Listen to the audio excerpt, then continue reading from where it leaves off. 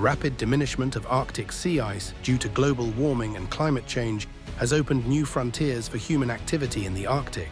This has sparked heightened interest and competition among global powers, particularly the United States, Russia, and China, transforming the region into a geopolitical hotspot.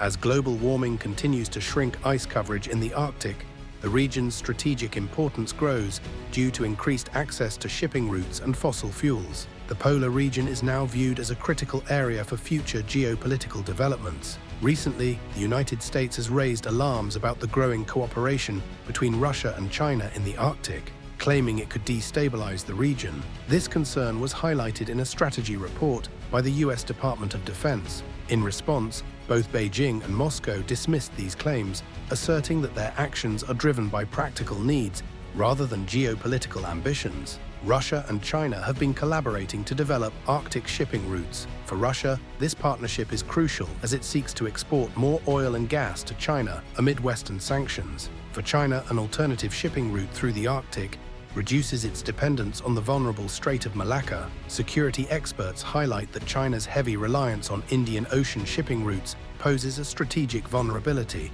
especially in the context of potential conflicts over Taiwan. This has prompted China to seek alternative routes, such as those through the Arctic.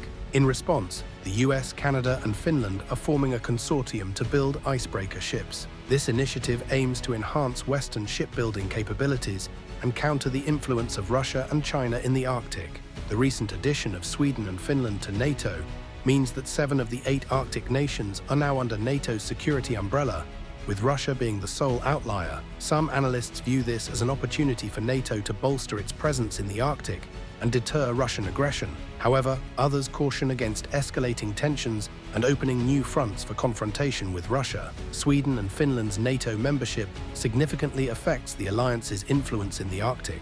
In March, over 20,000 NATO soldiers from 13 nations, including Sweden and Finland, participated in the Nordic Response 2024 exercise in Norway. This extensive military exercise involved over 50 frigates, submarines, and other vessels, as well as more than 100 aircraft. The exercise underscores NATO's increased focus on the Arctic region. Despite these defensive measures, some experts argue that the Russian threat in the Arctic should not be overstated. Historically, the Arctic served as a front line during the Cold War. Russia has revitalized many Soviet-era Arctic bases and invested heavily in its Arctic military infrastructure. However, most of Russia's military efforts in the region have been defensive, focused on protecting its northern maritime routes and establishing anti-access area denial capabilities around the Kola Peninsula. Russia currently maintains a significant fleet of icebreakers, outnumbering those of the United States. This fleet is primarily used for escorting commercial ships, search and rescue operations, and supporting remote communities and research stations. Despite concerns about Russia's military capabilities in the Arctic, the US and NATO have a robust nuclear submarine fleet that outmatches Russia's northern fleet. The Arctic's melting ice and emerging shipping routes have transformed the region into a strategic focal point for global powers. As the US, Russia, and China vie for influence, the potential for conflict grows. However, the best path forward lies in diplomacy and cooperation. Global powers should work together to ensure the Arctic remains a zone of peace and collaboration in the face of environmental and geopolitical changes. Subscribe to the Caliber News English channel for more in-depth analysis and insightful videos.